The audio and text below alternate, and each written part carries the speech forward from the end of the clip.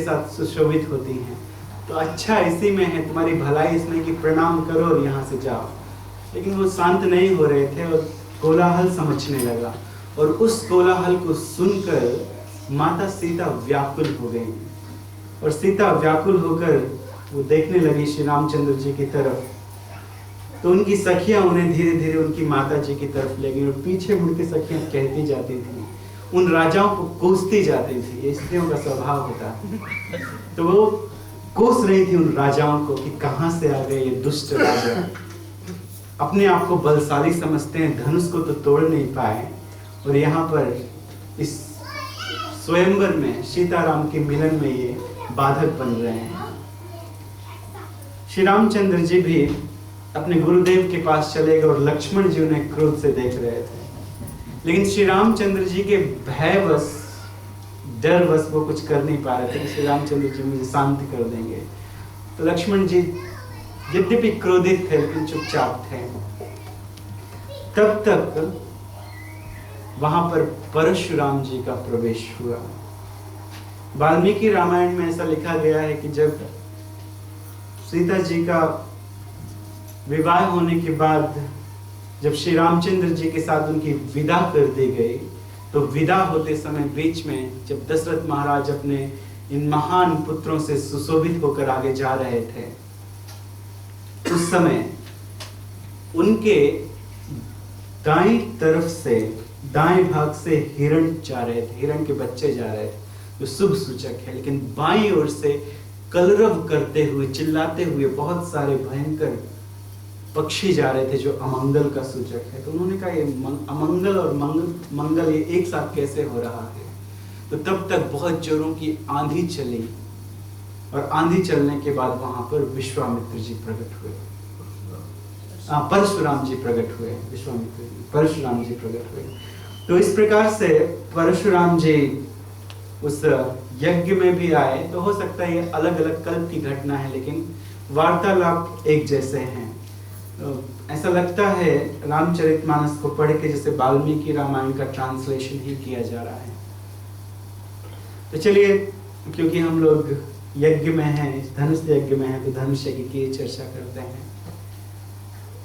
परशुराम जी पधारे, और परशुराम के पधारने के बाद सारे राजा जो चिल्ला रहे थे वो सब डर गए परशुराम जी को देखकर। और उसके बाद जनक जी अपनी पुत्रियों को लेकर आए और प्रणाम करवाया परशुराम जी का। तो परशुराम जी ने आशीर्वाद दिया, सौभाग्यवती भव। विश्वामित्र जी भी रामचंद्र को लेकर आए, लक्ष्मण जी को लेकर आए और कहा प्रणाम करो। भरत शत्रुघ्न तो उस समय नहीं आए थे क्योंकि ये स्वयंवर की बात है। तो राम लक्ष्मण ने भी प्रणाम किया, और प्रणाम करने के बाद उन्होंने आशीर्वाद दिया। रामचंद्र को देख के परशुराम जी मानो मोहित हो गए, बहुत प्रसन्न हुए, उन्हें देखकर बहुत खुश हो गए, और केवल उनका ही दर्शन करना चाहते थे। लेकिन तब तक उन्होंने देखा कि वो धनुष वहां पे टूटा हुआ पड़ा है, शिव जी का धनुष। तो उन्हें बहुत क्रोध आ गया, उनकी आंखें लाल हो गई, उनके शरीर से तेज निकलने लगा, मानो पूरे विश्व को जला के भस्म कर देंगे। तो जनक जी की तरफ देखकर कहते हैं, जनक, तुम्हारे पास जो शिव जी की धरोहर थी, यह धनुष ये किसने तोड़ा है? अभी बताओ ये किसने तोड़ा है, और अभी मैं उसे अपने फरसे से उसका गला काट दूंगा। इस प्रकार से कहते हैं, बहुत क्रोधित हो गए। और यदि तुमने नहीं बताया तो जहां तक तुम्हारा राज्य है मैं वहां तक की पृथ्वी पलट दूंगा। तो वास्तव में कर सकते थे महातपस्वी परशुराम जी। ये कोई सामान्य व्यक्ति नहीं है, ये जमदाग्नि और रेणुका के पुत्र हैं। एक बार रेणुका गई थी नदी में जल भरने के लिए। तो रेणुका एक सती स्त्री, और उसके सतीत्व में इतनी शक्ति थी कि वो वहीं पर मिट्टी का घड़ा बना के, जो कच्चा ही रहता था, उस कच्चे घड़े में पानी भरकर ले आती थी, और उस घड़े के बाहर पानी नहीं गिरता था। तो उसके सतीत्व में इतना बल था। तो एक दिन वह पानी भरने के लिए गई और उसने वहां पे गंधर्वों को देखा। तो थोड़े समय के लिए वो गंधर्वों से आकर्षित हो गई और देखने लगी कि कितने सुंदर हैं। और इसके बाद फिर वो पानी भरने का प्रयास करती है, लेकिन उसके बाद उसके घड़े में पानी नहीं आया, वो घड़ा बह गया। जो मिट्टी का बना हुआ था, बिना पका हुआ ना, बिना पकाया हुआ घड़ा। घड़े को बनाकर मिट्टी का उसको पकाया जाता है आग में, फिर उसमें भरा जाता है जल। तो सतीत्व के प्रभाव से रोज तो भर लेती थी कच्चे घड़े में जल, लेकिन आज वो घड़ा पिघल गया। बहुत देर तक वो सकुचा कर फिर घर नहीं जा रही थी, कैसे जमदाग्नि जी के पास जाएं। जमदाग्नि जी ने जब देखा कि अब तक ये घर नहीं आई है, तो अपनी दिव्य दृष्टि से उन्होंने सब कुछ जान लिया और अपने पुत्र को, बड़े पुत्र को आदेश दिया कि इस फरसे से इसका गला काट दो, सीधे इसका गला काट दो। लेकिन बड़े पुत्र ने ऐसा नहीं किया। फिर दूसरे पुत्र को आदेश दिया, उसने नहीं किया। तीसरे पुत्र को आदेश दिया, उसने नहीं किया। फिर परशुराम जी को आदेश दिया कि अपने बचे हुए भाइयों का भी गला काटो, क्योंकि इन्होंने मेरी आज्ञा का पालन नहीं किया है, और अपनी माँ का भी गला काटो।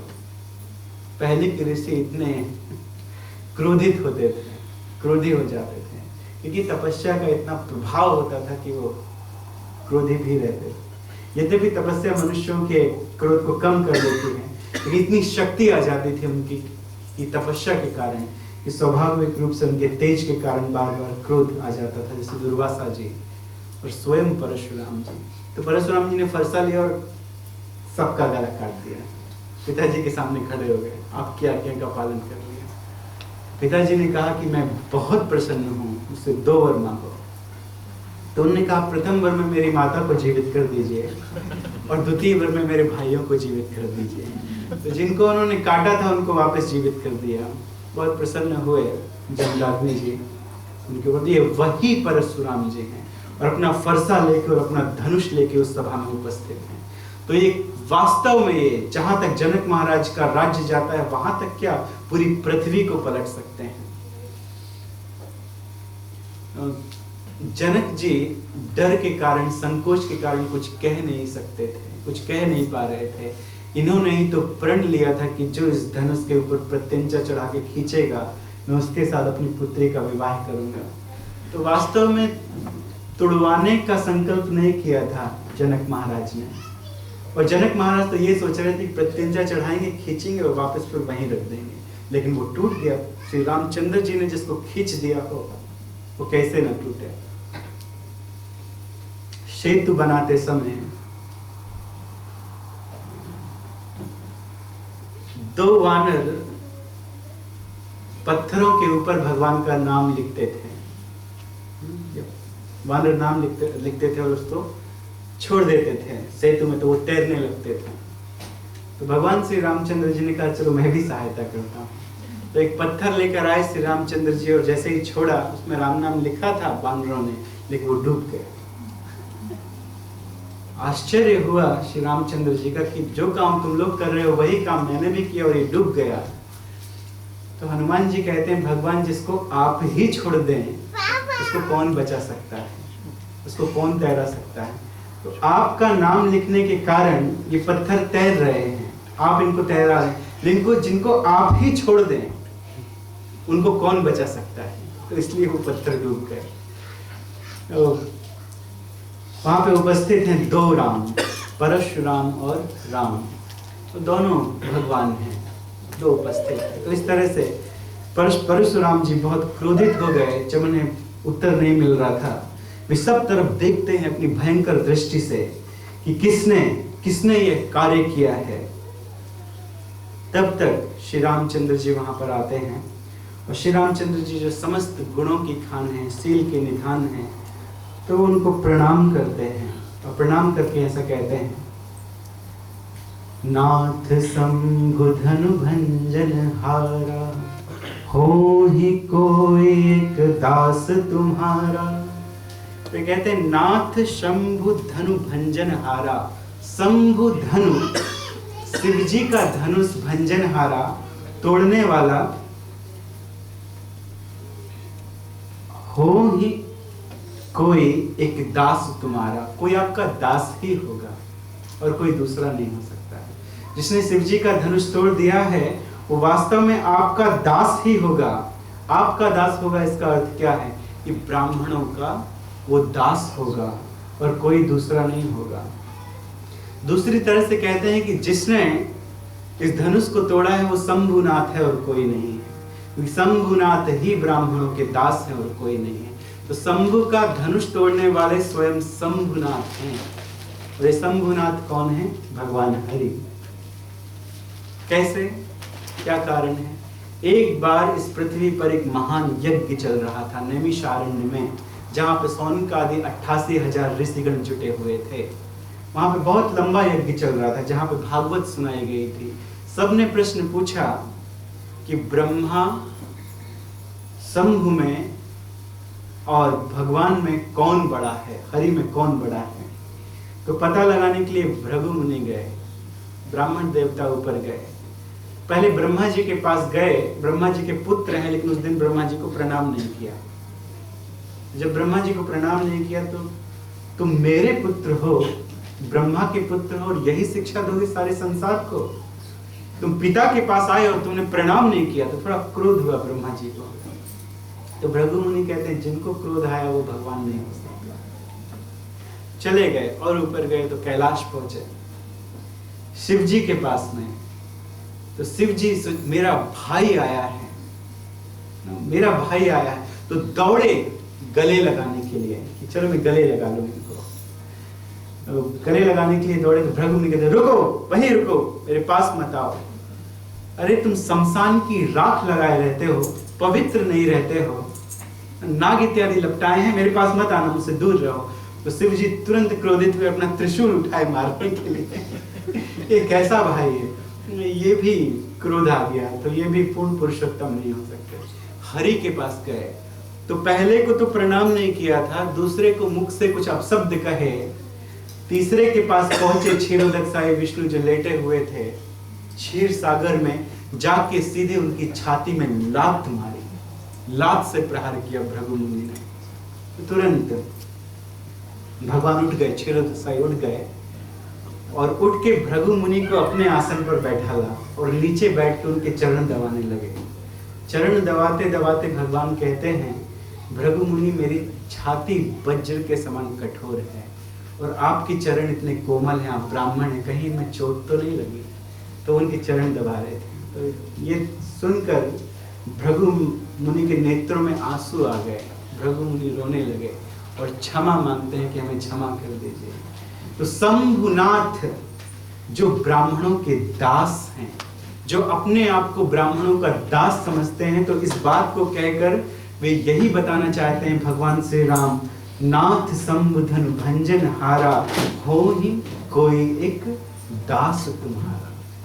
कोई एक ब्राह्मणों का दास ही होगा, अर्थात भगवान हरि ही होंगे और कोई दूसरा नहीं। तो आगे कहते हैं कि आपका सेवक है, तो इस पर वो कहते हैं परशुराम जी, सेवक सोई जो करे सेवकाई, अरे करनी करी करे लड़ाई। अरे सेवक का काम है कि वो सेवा करे, सेवक का कार्य क्या है? सेवा करे। लेकिन यहाँ मेरी सेवा हो रही है, ये तो अरि का काम है। अरि का अर्थ शत्रु, जो करे लड़ाई। लड़ाई करना ये तो शत्रु का काम है। सुनहु राम जी शिवधनु तोरा, सहस्त्र बाहु सो रिपु मोरा। जिसने, राम सुनो, जिसने इस धनुष को तोड़ा है वो कोई और दूसरा नहीं, वो सहस्त्र बाहु के समान मेरा शत्रु है और कोई दूसरा नहीं। सहस्त्र बाहु, इनका वध कर दिया था परशुराम जी ने। वही सहस्त्र बाहु हैं जिनकी कथा आपने सुनी थी। रावण भी सहस्त्र बाहु से हार गया था। ये कथा है उस समय की कि एक बार परशुराम जी के पिता जमदाग्नि जी ने सहस्त्रबाहु को आमंत्रित किया था उनकी सेवा करने के लिए। और जमदाग्नि जी तो जंगल में रहने वाले हैं, उनके पास एक गाय है जिस गाय का नाम है कामधेनु। और कामधेनु गाय से बहुत बहुत प्रकार के 56 भोग निकाले जा सकते हैं। तो 56 भोग निकाल कर उन्होंने सबकी सेवा की, जितने सहस्त्रबाहु के साथ जितने उनकी सेना आई थी सबकी सेवा की। तो सहस्त्रबाहु बहुत प्रसन्न हुआ, प्रसन्न होकर कहता है कि आप मुझसे लाखों करोड़ों गाय ले लीजिए, लेकिन ये गाय हमें दे दीजिए। तो उन्होंने कहा नहीं, ये तो तुम्हारी सेवा करने के लिए हम स्वर्ग से उधार लेकर आए हैं, ये तुम्हें कैसे दे सकते हैं। तो ध्यान में बैठे हुए जमदाग्नि का वध पीछे से सहस्त्रबाहु ने कर दिया, और उसी समय फरसा हाथ में लेकर और परशुराम जी ने ये शपथ खाई थी कि मैं बार बार इस पृथ्वी को क्षत्रियों से खाली कर दूंगा। और दूसरा वैष्णव धनुष प्राप्त करके, वैष्णव धनुष को लेकर जो उन्हें उनके पिताजी ने दिया था, उन्होंने सहस्त्रबाहु का वध कर दिया। और केवल सहस्त्रबाहु का वध नहीं किया था, बल्कि इस पृथ्वी पर 21 बार 21 टाइम्स उन्होंने जितने भी क्षत्रिय हैं उन सबका वध किया था, क्षत्रियों का विनाश किया था। और बाद में उन्होंने इस पृथ्वी को कश्यप जी को एक यज्ञ में दान कर दिया था कि पृथ्वी आज से ब्राह्मणों की हुई। और उन्होंने इंद्र के सामने ये बात कही थी कि आज से रात्रि के समय इस पृथ्वी में मैं प्रवेश नहीं करूंगा। तो उसके बाद वो महेंद्र पर्वत में रहने लगे और कभी भी उन्होंने इस पृथ्वी पर प्रवेश नहीं किया था। तो उन्होंने, वे कह रहे हैं कि मेरे पास ये धनुष है, 2 धनुष प्रसिद्ध हैं इस संसार में, ये दोनों धनुष विश्वकर्मा के द्वारा बनाए गए हैं।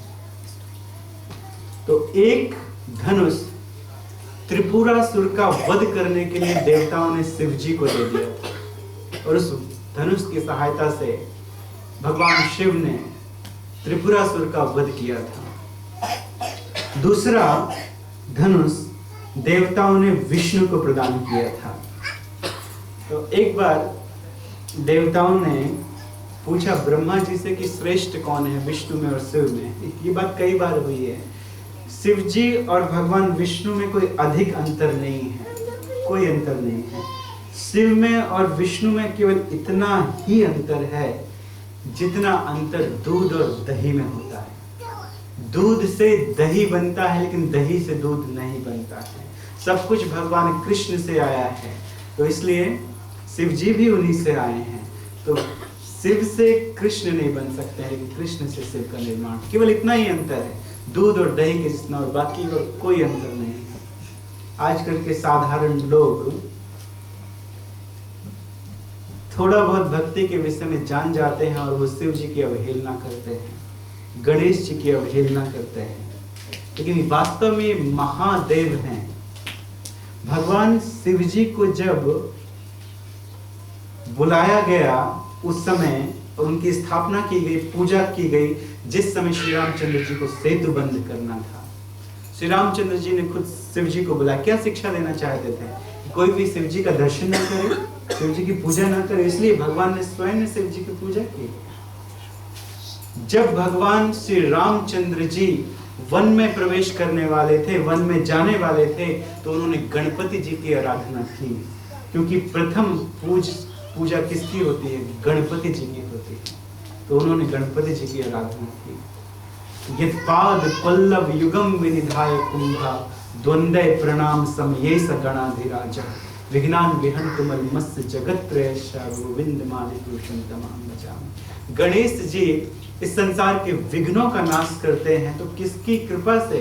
भगवान विष्णु की कृपा से। भगवान विष्णु ने स्वयं उनको अपने चरण कमल दिए हैं कि कोई भी कार्य हो, उस कार्य के प्रारंभ में तुम वहां उपस्थित रह के विघ्नों का नाश करो। इसलिए कोई भी नया कार्य किया जाता है तो शिव जी की उपासना की जाती है, शिव जी की उपासना की जाती है, गणेश जी की उपासना की जाती है। तो एक बार की बात है, एक भक्त क्लास दे रहे थे और क्लास देते देते उन्होंने ये बात कह दी कि शिव जी की पूजा नहीं करना चाहिए, गणेश जी की पूजा नहीं करना चाहिए। तो हमने उनसे पूछा, आप खड़े हैं यहाँ पर बैठे हैं, अगर आपके सामने शिव जी आ जाएंगे, गणेश जी आ जाएंगे, तो आप क्या करेंगे? उस समय आप क्या करेंगे? कुछ सोचे और सोच के कहते हैं हम अपने गुरु के पास जाएंगे, उनसे पूछ के आएंगे, फिर डिसाइड करेंगे। अच्छा, उतनी देर तक वो गणेश जी और शिव जी आपका वेट करेंगे कि वो गए अपने गुरु से पूछने के लिए। अरे साधारण भक्त मिलते हैं, हम जैसे भक्त मिलते हैं, जब जिसमें कोई शक्ति नहीं है तो लोग प्रणाम करते हैं। तो लोग प्रणाम करते हैं, बोलते हैं वांछा कल्पतरुभ्यश्च कृपा सिंधु एव च। और इतने बड़े वैष्णव आ जाएंगे, शिव जी आ जाएंगे, गणेश जी आ जाएंगे, तो अपने गुरु से पूछने के लिए जाओगे। वाह क्या बात। तो इस प्रकार के अज्ञानी भरे पड़े हुए हैं, उनकी सेवा करना चाहिए, उनको प्रणाम करना चाहिए, उनका दर्शन करना चाहिए, लेकिन ये जानना चाहिए कि भाव हृदय में क्या हो। शिव जी के पास जाएं, गणेश जी के पास जाएं तो इसलिए नहीं कि भौतिक वस्तुएं चाहिए हैं, रावण की तरह कोई बहुत बड़ा वर चाहिए है, जाना चाहिए इसलिए कि हे भगवान हमें आप श्री रामचंद्र जी की भक्ति दीजिए, उनके चरण कमलों में हमें थोड़ी सी रति प्रदान कर दीजिए, भगवान कृष्ण की भक्ति दीजिए, तो बहुत प्रसन्न होंगे और प्रसन्न होकर वो वरदान देंगे। तो मूड इस तरह का होना चाहिए। तो जो भी है, एक बार फिर से देवताओं ने बातें की कि शिव जी और भगवान विष्णु में कौन बड़ा है। तो ब्रह्मा जी ने का पता लगा के तो उन्होंने दोनों के बीच में झगड़ा लगा दिया किसी तरीके से, शिव जी के बीच में और विष्णु के बीच, और दोनों के पास धनुष है, देवताओं का दिया हुआ, विश्वकर्मा के द्वारा निर्मित। तो बड़ा महान युद्ध होने लगा, लेकिन विष्णु जी ने एक चित्कार की और उनके धनुष की टंकार मात्र से शिव जी स्तब्ध रह गए। जिस प्रकार से बिजली चमकने से सारे प्राणी स्तब्ध रह जाते हैं, उनके हाथ से वो धनुष शिथिल हो गया, निकल गया। और उसके बाद शिव जी ने वो धनुष दे दिया था, वो धनुष उन्होंने प्रदान कर दिया था। किनको प्रदान कर दिया था? देवव्रत जी को प्रदान किया, अपने पास रखा नहीं। मैंने तो दुस्साहस किया है विष्णु से युद्ध करने का, तो देवव्रत को प्रदान कर दिया। और ये देवव्रत कौन है? जनक जी के परिवार में आए हुए हैं, पूर्वज हैं उनके। तो उन्हीं की धरोहर किसके पास में थी? जनक जी के महाराज, जनक जी महाराज के पास में थी। और इस धनुष को, शिव जी के धनुष को तोड़ दिया गया है इस प्रांगण में। तो ये सब बातें कह रहे हैं, कौन कह रहे हैं? स्वयं परशुराम जी कह रहे हैं, ये सब बात बता रहे हैं। और कहते हैं दूसरा धनुष जो विष्णु जी का था, वो उन्होंने भृगुवंशी ऋचिक कुमार को प्रदान किया था, उन्होंने अपने पुत्र जमदग्नि को दिया था, और उसके बाद ये धनुष मेरे पास आया है। तो जल्दी बताओ कि किसने इस धनुष को तोड़ा है, अभी मैं इस धनुष के द्वारा उसका सर्वनाश कर दूंगा। और यदि मुझे नहीं बताया गया तो फिर से मैं, यद्यपि मैं विरक्त हो चुका हूँ युद्ध से, फिर से मैं पृथ्वी को वीरों से खाली करना शुरू करूंगा। तो जब इस प्रकार से वो बहुत बातें कर रहे थे, बहुत बातें बोल रहे थे, तो लक्ष्मण जी वहां पर आ गए श्री रामचंद्र जी के सामने। जब ऐसा बोल रहे थे, लक्ष्मण जी ने कहा कि महाराज आप अपने मुख से अपनी बड़ाई कर रहे हैं, आपको प्रणाम है, हम आपको प्रणाम करते हैं, लेकिन आप अपने मुख से अपनी बड़ाई कर रहे हैं। अरे ये धनुष टूट गया तो ऐसा क्या हो गया? कितना पुराना धनुष था, पुराना था, टूट गया। अरे बचपन में हमने ऐसी कितनी धनुइयां तोड़ी हैं। तो इस पर परशुराम जी को क्रोध आ गया और उन्होंने अपना फरसा उठा लिया सीधे लक्ष्मण जी का सर काटने के लिए। तो श्री रामचंद्र जी उनको शांत करते हैं कि देखिए ये बालक है, ये छोटा है, इसे माफ कर दीजिए। तो फिर से लक्ष्मण जी कहते हैं कि हमने बहुत धनुष तोड़े हैं बचपन में, बहुत धनुष तोड़े हैं, तो क्या फर्क पड़ता है, चलो हम किसी कारीगर को बुला के ये धनुष जुड़वा लेते हैं। आपको बहुत प्रिय है ये धनुष, बहुत अच्छा लगता है, हम किसी अच्छे कारीगर को बुलवाते हैं और उसको जुड़वा देंगे, आप उसे ले जाइए। इससे परशुराम जी की आंखों से ज्वाला निकल रही थी कि मानो अभी जला के भस्म कर देंगे। वे कहते हैं कि मेरे मन में ये इच्छा है कि मैं अभी इसका वध कर दूं। केवल दिखने में सुंदर दिखाई देता है, लेकिन कंठ में ये विष भरा हुआ है। इस तरह से कहते हैं। और लक्ष्मण जी कुछ गलत नहीं कह रहे हैं। एक बार जब ये 21 बार वीरों से खाली कर रहे थे परशुराम जी वीरों को अपने फरसे से, अपने धनुष से, उस समय सबके धनुष बटोर बटोर के ले जाके एक जगह रखते थे, अपने आश्रम के पीछे रखते थे। तो बहुत सारे धनुष वहां पर इकट्ठे हो गए थे, बहुत अधिक धनुष। और उस समय पृथ्वी को वो धनुष भारी लगने लगे थे, क्योंकि उसमें से कुछ धनुष दैवी धनुष थे, देवताओं के द्वारा प्रदान किए हुए धनुष। तो पृथ्वी माता शेषनाग जी के पास गई। शेषनाग जी कहती मुझे भी पृथ्वी भारी लगती है। तो पृथ्वी ने एक माता का रूप बनाया और शेषनाग जी ने एक बालक का रूप बनाया और बालक का रूप बना के वो दोनों गए। किसके पास गए? परशुराम जी के पास। और माता कहती है कि हम बहुत जगह गए, बहुत ब्राह्मणों के पास गए, लेकिन कोई हम लोगों को शरण देने के लिए तैयार नहीं है। हम दोनों अनाथ हैं। ये हमारा पुत्र थोड़ा बिगड़ा हुआ है, ये सब चीजें बिगाड़ देता है, इसलिए हमें कोई अपने घर में पनाह नहीं देता है।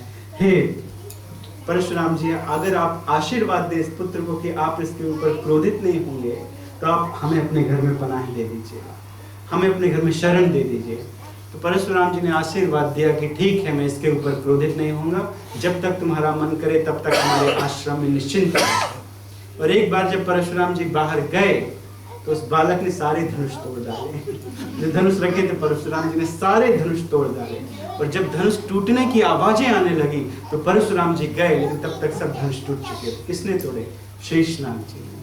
लेकिन पहले उन्होंने कहा था कि मैं क्रोधित नहीं होऊंगा इस बालक के ऊपर, इसलिए परशुराम जी उस बालक के ऊपर क्रोधित नहीं हुए, क्रोध नहीं किया उन्हें। इसके बाद शेषनाग जी ने अपना स्वरूप बतलाया और स्वरूप बतला के कहते हैं कि मैंने सारे धनुष तोड़ दिए हैं, लेकिन अभी हमने एक धनुष नहीं तोड़ा है। शिव जी का धनुष अभी हमने नहीं तोड़ा है, उसको श्री रामचंद्र जी तोड़ेंगे और तब हमारी बातें होंगी। और यहाँ बातें हो रही हैं उनकी। तो वही कहते हैं कि एक धनुष टूट गया तो क्या प्रभाव पड़ता है, क्या बिगड़ गया। तो इस पर क्रोध करते हैं वो कि हम बालक समझ कर तुम्हें माफ कर देते हैं, माफ कर देते हैं। फिर लक्ष्मण जी, रामचंद्र जी आंखें दिखा रहे, लक्ष्मण मत कहो, लेकिन उनसे रहा नहीं जा रहा है। शेषनाग जी रामचंद्र जी के सामने कोई इस तरह से उच्च आवाज में बात करे, लक्ष्मण जी से रहा नहीं जाता है। लक्ष्मण जी आगे आते हैं, फिर आगे आके कहते हैं, श्री महाराज हम बच्चे हैं, बच्चे ही लड़कपन करते हैं, आपको शोभा नहीं देता जो बच्चों के मुंह लगते। ऐसा कहते हैं, ये आपको ये शोभा नहीं देता जो आप हमारे मुंह आके लग रहे हो। आप तपस्वी हो, वन में जाओ, तपस्या करो, क्यों यहाँ पर आके विवाह में आप विघ्न डाल रहे हैं। इस प्रकार की बात करते हैं बार बार। लेकिन श्री रामचंद्र जी अपने अच्छे वचनों से उनको मना लेते हैं बार बार। जब श्री रामचंद्र जी कुछ कहना प्रारंभ करते हैं तो उनका सारा क्रोध शांत हो जाता है। तो इसके बाद लक्ष्मण जी ने कह दिया कि श्री रामचंद्र जी ने, रघुवीर ने इस धनुष को तोड़ने की चेष्टा नहीं की थी। इस धनुष को उठाया, इस पर प्रत्यंचा चढ़ाई और खींचा, ये टूट गया। इसमें श्री रामचंद्र जी का क्या अपराध है? ये अपने आप टूट गया। तो ये जान के श्री रामचंद्र जी की तरफ भयानक दृष्टि से देखने लगे परशुराम जी और कहते हैं, ये क्रूर बालक है, इसकी वाणी में क्रूरता है, केवल स्वभाव, इसका स्वभाव क्रूर है, केवल इसका जो चेहरा है वो सुंदर है, इसकी आकृति सुंदर है, स्वभाव क्रूर है, और तुम्हारी वाणी में मिठास है, लेकिन तुम भी क्रूर हो। तो दोनों कपटी हो। तो एक मारने के लिए वो फरसा उन्होंने उठाया, लेकिन अब फरसा इतना भारी हो गया था कि जमीन से उठाएंगे। परशुराम जी के द्वारा वो फरसा उठ नहीं रहा है भूमि से, वो भारी हो गया। तो श्री रामचंद्र जी को मारने के लिए उठाना चाहते हैं।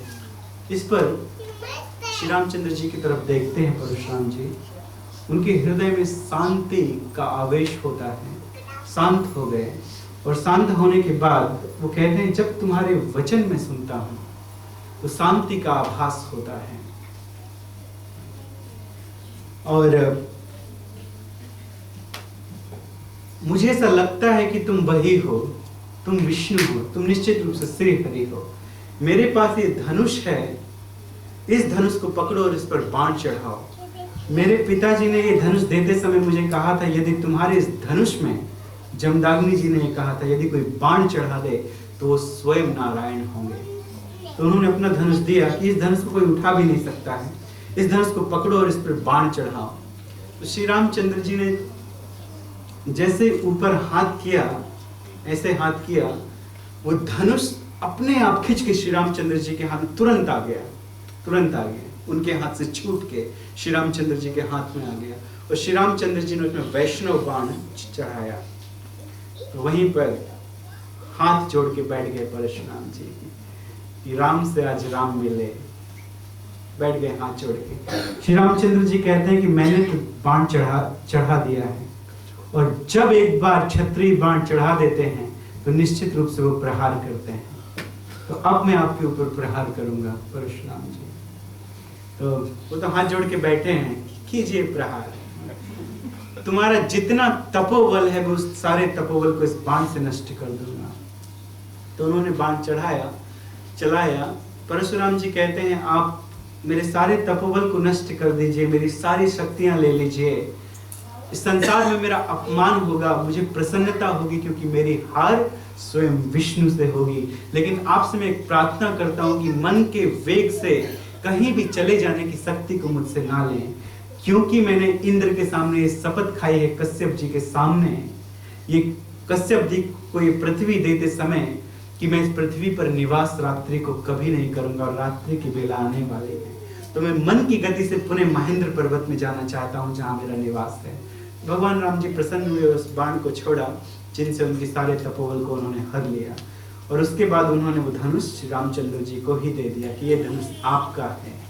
भगवान विष्णु का धनुष है जो हमें प्राप्त हुआ था, भृगुवंशियों को प्राप्त हुआ था, अब ये धनुष आपको पुनः हम वापस करते हैं, पुनः देते हैं, ये आपके हाथों में ही शोभा देता है। भगवान जो धनुष धारण करते हैं उस धनुष का नाम है शारंग।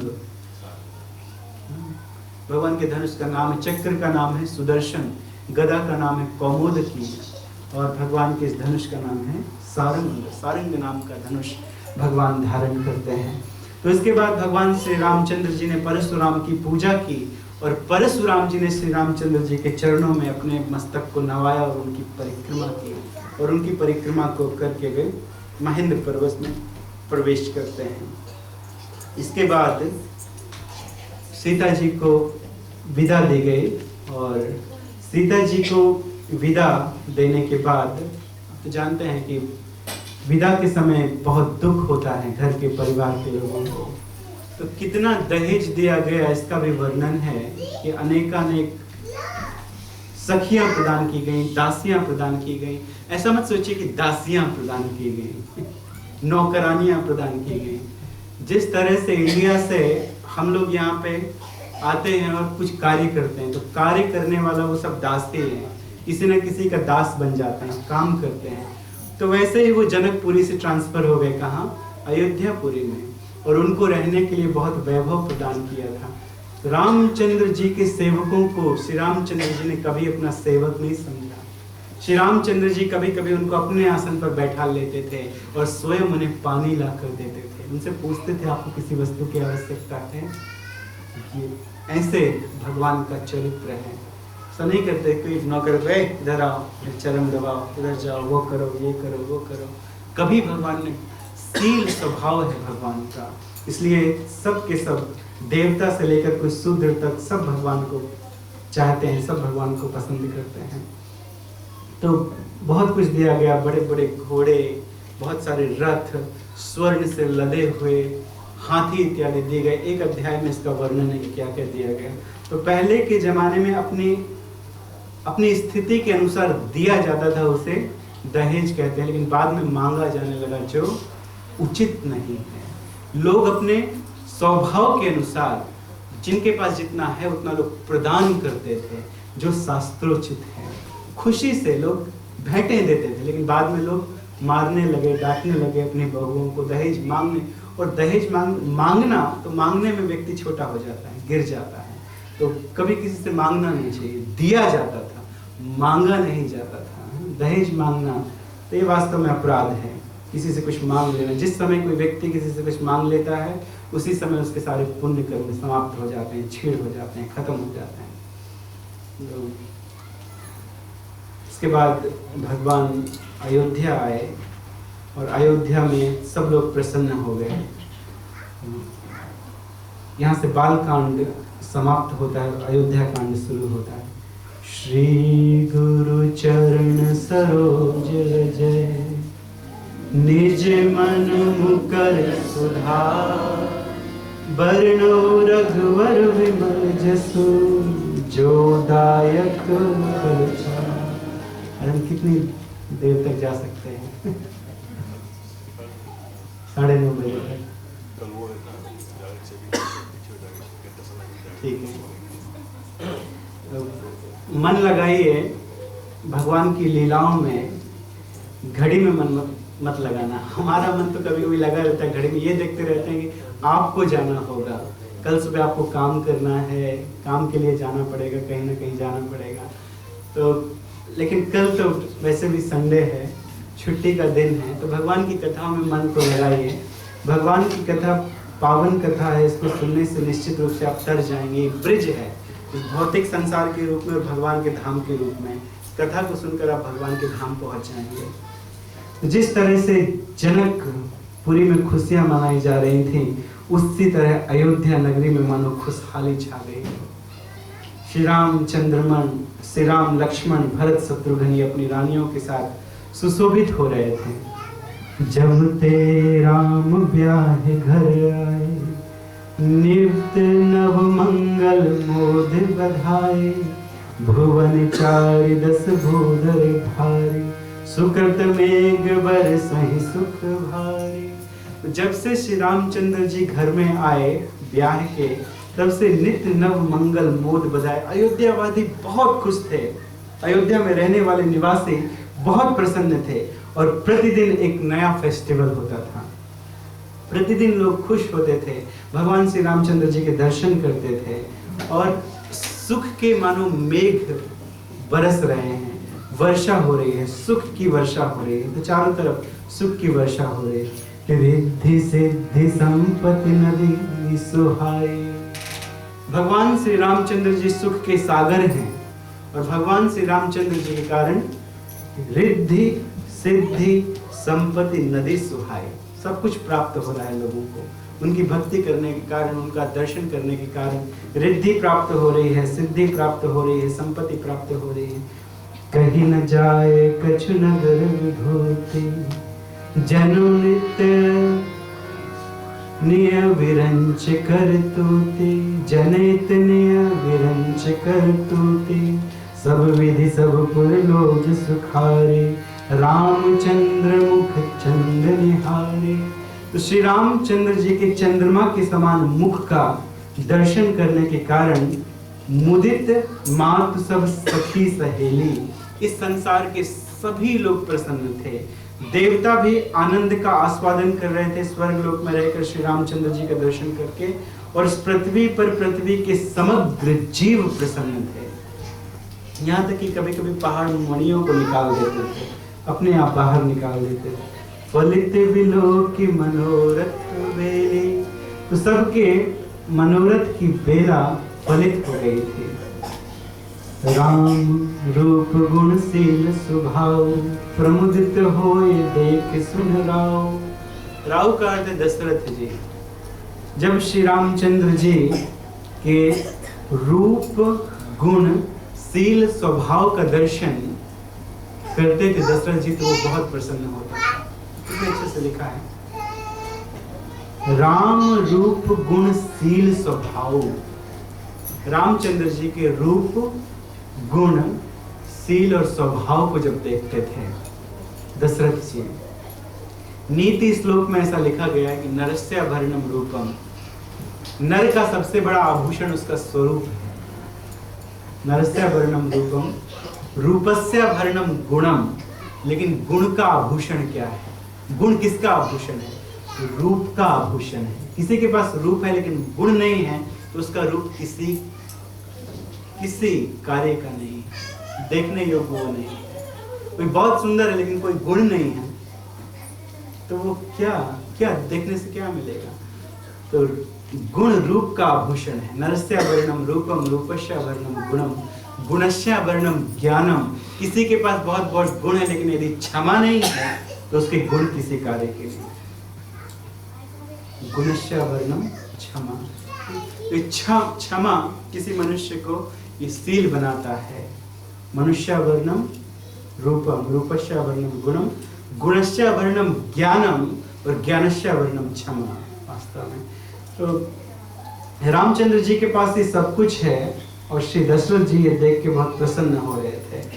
तो श्रीमद् वाल्मीकि रामायण में ऐसा लिखा है, तेसाम अतियशा लोके रामः सत्य पराक्रमः स्वयं भरे भूता नाम बभूव गुणवत्तरा।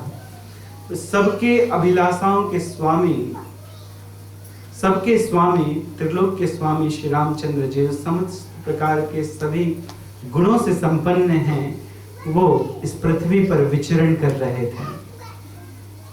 सबके पुर अभिलाष से कहीं मनाए महेश, आप अछत जुगराज पदे राम हूँ देव नरेश। सारे पुरवासियों के हृदय में केवल एक ही अभिलाषा थी। जब भी वे भगवान के मंदिर में, देवी के मंदिर में दर्शन करने के लिए जाते थे तो दर्शन में एक ही बात मनाते थे, कहते थे कि हे भगवान, हे गणेश जी, हे शिव जी, आप श्री रामचंद्र जी को जल्दी युवराज पद प्रदान करवा दीजिए। कब राजा दशरथ श्री रामचंद्र जी को युवराज बनाएंगे। सबके मन में यही अभिलाषा थी कि कब राम सीता सिंहासन पर बैठेंगे। उसी समय भरत के मामा जी के देश के राजा के पुत्र के भाई वो अयोध्या में थे। तो उनकी ऐसी इच्छा हुई हृदय में कि वो भरत को लेकर अपने घर जाएं, भरत के ननिहाल में उन्हें लेकर जाएं। लेकिन कहते नहीं बनता था, क्योंकि वे जानते थे कि दशरथ महाराज अपने पुत्रों से बहुत प्रेम करते हैं। जितना पुत्र वो राम से करते थे उतना पुत्र वो भरत से भी करते थे, तो कहते नहीं बनता था। लेकिन एक समय वे वशिष्ठ जी के पास गए और जाके अपने मन की बात बताई। तो वशिष्ठ जी उनको लेकर आते हैं दशरथ महाराज के पास और जाकर कहते हैं कि आपके चारों पुत्र सभी को प्रसन्नता देने वाले हैं, सभी को आनंद देने वाले हैं। आपके बहनोई जो आए हुए हैं, आपकी पत्नी के भाई, इनकी साले जी, तो बहनोई उनको नहीं कहते, बहनोई जीजा जी को कहते हैं, ठीक है, जो भी हो, तो आए हुए हैं। तो आप उनको कुछ दिनों के लिए भरत दे दीजिए, भरत शत्रुघ्न को प्रदान कर दीजिए, जिससे वो ननिहाल में उनको लेकर चले जाएं और वहां वे आनंद से निवास करें कुछ समय के लिए। तो यह मानकर उन्होंने, यद्यपि वो देना नहीं चाहते थे, सुन के ही उनके हृदय में बड़ा दुख हुआ। लेकिन वशिष्ठ जी ने इतने अच्छे से कहा था कि वे तैयार हो गए, और तैयार हो गए। उन्होंने कहा ठीक है, अच्छा जाने दीजिए। तो बार बार आलिंगन करके भरत शत्रुघ्न का उनके मामा जी के साथ उन्हें उनके ननिहाल भेज दिया गया। और ये वर्णन है ये शास्त्रों में, रामायण में, रामचरितमानस में, कि ननिहाल में जाकर उन्होंने अनेकों राक्षसों का वध किया, राक्षस सेना का वध किया। जिस तरह से श्री रामचंद्र जी प्रभावशाली हैं, जिस तरह से श्री रामचंद्र जी की शक्ति अनुपम है, उसी तरह से भरत महाराज की शक्ति भी अनुपम है। भरत महाराज भी बहुत शक्तिमान हैं। रामश्च सीता सार्धं विजहार बहुलतम मनस्वे तद्गताम तस्या हृदि समर्पितः। श्री रामचंद्र जी का सीता जी से अनुपम प्रेम है और सीता जी का श्री रामचंद्र जी से अनुपम प्रेम है। दोनों में केवल एक ही कामना है कि एक दूसरे को प्रसन्न करना है। और दोनों को जब देखते हैं एक दूसरे से, देखने से क्या होता है, जैसे ही श्री रामचंद्र जी सीता जी को देखते हैं तो सीता जी की सुंदरता बढ़ जाती है। फिर सीता जी श्री रामचंद्र जी को देखती हैं तो श्री रामचंद्र जी की सुंदरता बढ़ जाती है। पुनः इस प्रकार देखने से वो सुंदर होते ही रहते हैं। उनकी सुंदरता शाश्वत रूप से बढ़ती रहती है, लगातार उनकी सुंदरता बढ़ती रहती है, तो सुंदर होते ही जाते हैं। कोई कहेगा अब तक तो कितने सुंदर हो गए होंगे, वास्तव में वो बहुत सुंदर होते ही जा रहे हैं, होते ही जा रहे हैं। हम लोग इसका अनुमान नहीं लगा सकते हैं, हम लोग इसका चिंतन भी नहीं कर सकते हैं। भगवान का चित्र देखते हैं, विग्रह देखते हैं तो वो कितने सुंदर है। प्रतिदिन विग्रह देखने आते हैं, जैसे जैसे भक्त की भक्ति बढ़ती है भगवान सुंदर दिखने लगते हैं, प्रतिदिन सुंदर दिखते हैं। तो भगवान सुंदर वास्तव में होते जा रहे हैं, होते जा रहे हैं। एक दिन दशरथ महाराज अपने सिंहासन पर बैठे थे और वो मिरर देख रहे थे, और मिरर देख के उन्होंने देखा कि उनके कान के कुछ बाल पक गए हैं, सफेद हो गए। उस समय दशरथ महाराज की उम्र 60,000 वर्ष थी। दशरथ महाराज 60,000 साल के थे। बहुत दिनों के बाद, बहुत लंबे समय के बाद चौथे कुंभ में उनको पुत्र की प्राप्ति हुई थी। तो उन्होंने देखा कि उनके कान के पास के बाल सफेद होने लगे। कब? 60,000 वर्ष के बाद। आजकल तो 16 साल में ही बाल पक जाते हैं। तो जो भी है, कलयुग का प्रभाव है। तो तुरंत उनके हृदय में आया कि अब मैं बूढ़ा हो रहा हूँ, तो मुझे बहुत शीघ्र, बहुत जल्दी श्री रामचंद्र जी को राज्याभिषेक दे देना चाहिए, उन्हें युवराज पद पर आसीन कर देना चाहिए। कितने सुंदर लगेंगे जब श्री रामचंद्र जी सीता जी के साथ में सिंहासन में बैठेंगे। तो यह सोचकर वे तुरंत गुरु के पास गए। आजकल तो साधु को बुलाना होता है तो लोग फोन करते हैं कि आ जाइए, आ जाइए हमारे पास। लेकिन साधु के पास खुद गए, वो चल कर गए, अनेक प्रकार की भेंट इत्यादि लेकर गए, उन्हें प्रणाम किया, समाचार पूछा। और समाचार पूछने के बाद, उनसे बातें करने के बाद उन्होंने कहा कि मैं ऐसा चाहता हूँ कि अब मैं बूढ़ा हो रहा हूँ, तो क्यों ना श्री रामचंद्र जी को राज्याभिषेक कर दिया जाए। तो वशिष्ठ जी कहते हैं बहुत अच्छा, बहुत अच्छा। सारे ब्राह्मण जो बैठे थे उनका बहुत अच्छा। उन्होंने पूछा कि कौन सी ऐसी शुभ घड़ी है जिस शुभ घड़ी में उनको राज्याभिषेक दूं। इतना बड़ा कार्य करना है तो कोई शुभ घड़ी में करना चाहिए। मुहूर्त निकलवाया।